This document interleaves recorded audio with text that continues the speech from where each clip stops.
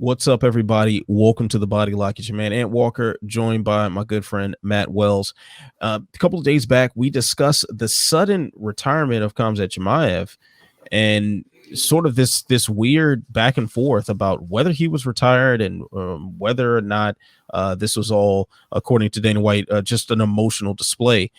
But after we put that video out, I mean, the next day, another wrinkle was added to the story that we felt was important to discuss, and that was the entrance of noted warlord, dictator, and homicidal despot Ramzan Kadyrov, his take on the mix. So before we get into that, remember to like, subscribe, share, tell a friend to tell a friend, tell that friend to tell 10 more friends. So Ramzan Kadyrov released a statement via Instagram where he essentially summarized a conversation that he had with Chimaev about this retirement announcement. Now, it is a rather lengthy statement, so I'm sure you can read that on the screen. But I want to talk about this simply because how strange is this to have an actual dictator, like a real warlord, has decided to weigh in on whether or not you are retired as a mixed martial artist suffering from, a life-threatening illness, which, by the way, if I'm not mistaken, I believe Kadyrov himself had COVID-19 at some point and got really sick. So. Yeah, and was able to get over it. Now he sees someone suffering from it and obviously worse off than he was, and now he's essentially like forcing him into continuing to fight. Matt, just drop your take on this rather bizarre situation. Yeah, so it's one thing to have Dana White come out and say, oh, the fighter on his roster was being emotional and he doesn't think he's done. It's another thing to have a tyrant dictator that has sanctions on him by the U.S. government. The United States Department of Treasury's Office of Foreign Assets Control, OFAC, has sanctions on this man for serious violations of human rights. To go even further, being responsible for extrajudicial killing, torture, or other gross violations of internationally recognized human rights committed against individuals is a statement from OFAC about this man. These two people are not the same. So there's a whole nother world of concern here when we're talking about this man telling a fighter that, no, you're not done, and saying that all of the Chechen people are upset at this, like putting that much pressure on a guy to continue to do something, whether or not it's an emotional moment, whether he was just having a moment and, put that statement on Instagram, or even if he was dead serious and, clear in his thoughts when he released that statement about wanting to be done, to have a guy as notorious as Kadyrov put this statement out there is frightening in a lot of different ways, just to put it mildly, right? Because what if you go against that? What if you go against that? You have so many ties to this person. Like, you have to be fearing for your life in some form or fashion. It's not as simple as saying, okay, you're going to get cut from the UFC roster, you can go get a job with another promotion somewhere else. These are not these are not anywhere remotely the same things that we're talking about here, right? Right. I mean, we're having very separate conversations here when we're talking about the reaction of Dana White, someone who, we're very critical of, rightfully so, a lot of times based on, the normal scumbag actions of a fight promoter. But that's a different conversation than a man who is, under sanctions from the government for murdering people. Literally murdering people, torturing and murdering people simply because they are different than him. That is another realm. And it goes beyond just, Chimaev's safety, his family as well. I wouldn't put it past someone like Kadyrov to, torture and or kill family members for something that you did. Like that is right out of his playbook. So this is a really, I mean, an ugly situation, like a situation that's ugly on one hand because we have this young athlete who should be entering the prime of his physicality and kind of reaping the benefits of being a lifelong martial artist and combat athlete, and he's in the world just waiting for him to ascend to this throne, and to see him knocked off because of, because of a virus, that's wiping out, untold amount of people around the world. It's one thing. That's a terrible conversation, but it's another conversation yet again to discuss the role of tyrants and dictators and warlords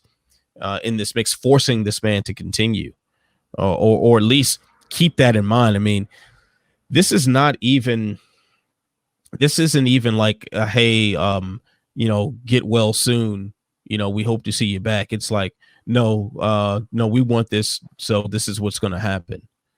It's I think when you read between the lines in this, it takes almost like a triumphant, encouraging, almost jovial tone, I think, if you just read it on the surface level. But when you go between the lines and you know who this man is and what he's capable of and what people under his command have done to other human beings, it's a whole nother ball game. I mean, a guy like him doesn't get the benefit of the doubt of having, like, lighthearted, like, disagreements with someone, right? Like I said, like when Dana says it, like, okay, like that's a guy who has a lot of control and power in the MMA world, but you're talking about a guy with a whole different rap sheet when he says it. Like, you don't get that benefit of the doubt of just being like saying, oh, this is my guy, I know him, he's just upset, like he's got a lot of people in his corner. Like, no, you don't get that benefit of the doubt here. Like, we have to take you much more seriously in a whole different light when you say it, because like you said, it's reading it between the lines, and you're really not even reading that far between the lines. It's kind of right there on the surface. So I know some people like read that statement and just kind of brushed it off as being like, oh, that's how people, from that side of the world operate or whatever. Like, it shouldn't be brushed off as that, because this is something completely different. When you're talking about a guy who started up his own fight club in an attempt to, make himself look better, like kind of wash his hands of all the wrongdoing by just promoting fights, right? He's like, look, I've got these high level athletes, and we're doing good things by putting on fights. Like, no, bro, you're still wanted for killing people. You're still responsible for that sort of thing. And it's just not something that's just going to go away because you promote fights.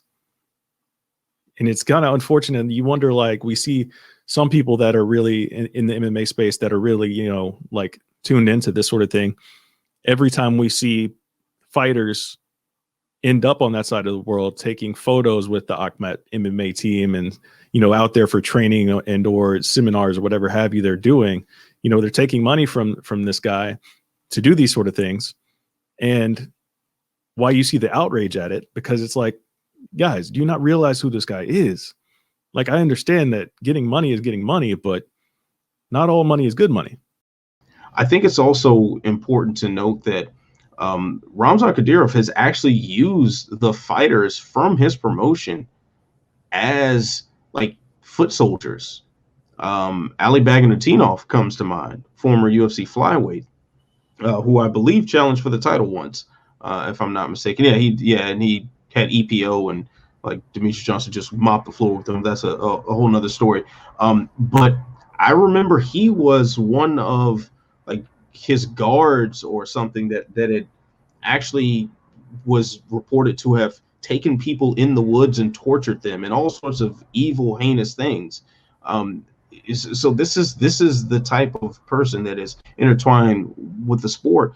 And I say that to say this: how crazy is it that we have this story? I think is sort of like it's just a representation of everything wrong with the sport of mixed martial arts. In so many ways, to have a young athlete who is, um, unfortunately, just not in the best of health and, unable to, at least for now, continue his career, to then have the promoter saying, oh yeah, you're going to get in there in June. And then to have a tyrant, a literal tyrant, weigh in on it. And it's just another Tuesday afternoon for mixed martial arts. I'm kind of speechless at how this is the perfect illustration of what's wrong with mixed martial arts. Yeah, you hit it right on the head, man. Because so many people just brushed over this like it was nothing. Like I said earlier, like this is just another guy expressing his opinion on Khamzat Chimaev's current status. It's not that at all. It's much more serious. I want to give a shout out to Karim Zidan over at Bloody Elbow. Like, he does so much fantastic coverage of Kadyrov and his whole regime over there, and then obviously he's going to be covering this story very closely.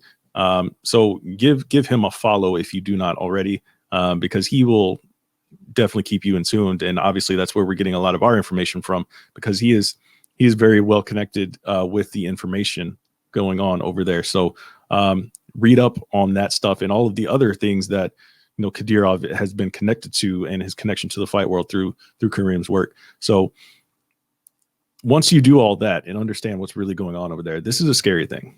It's a scary thing. I mean, there's no other way to put it. I mean, sure, at the end of the day, it very well could be him just being that guy that's saying, I don't want my, highly touted, prospect, so to speak, to go before he's completed his career. Again, at the end of the day, he doesn't get that. He doesn't get that pass, given his past.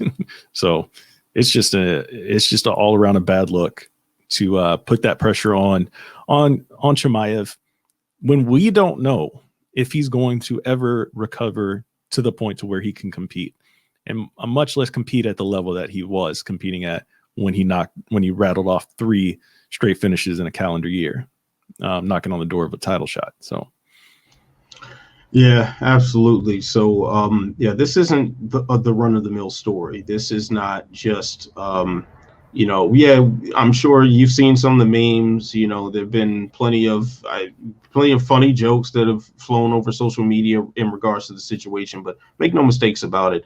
This is very serious. This is not a laughing matter, and there is ample reason to be very concerned about what happens from here on out. So remember, once again, like, subscribe, share, tell a friend to tell a friend, tell that friend to tell 10 more friends. I'm Matt Walker. He's Matt Wells. Thanks for tuning in to the Body Lock. Peace and love.